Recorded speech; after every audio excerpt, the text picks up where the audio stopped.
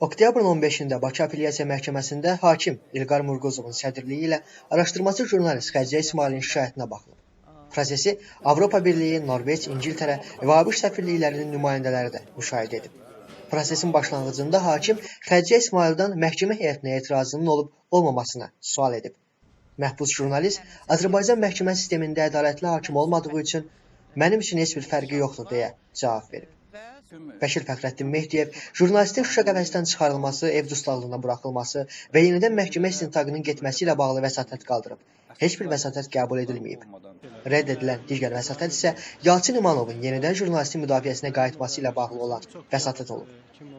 Prosesi izləyən AXCP sədri Əli Kərimli məhkəməni şərh edərkən deyib ki, Azərbaycanda məhkəmə sistemini diz çökdürüblər. Azərbaycanda müstəqil məhkəmə hakimiyyəti yoxdur və ona görə də bu gün də vəkillərin, Xədicə xanımın özünün verdiyi tutarlı vəsadətlər qəbul olunmadı.